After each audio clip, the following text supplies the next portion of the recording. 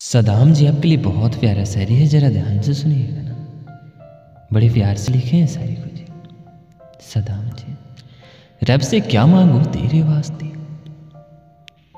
कि रब से क्या मांगू तेरे वास्ते, सारी खुशियां विषय तेरे रास्ते, तेरे रास्ते।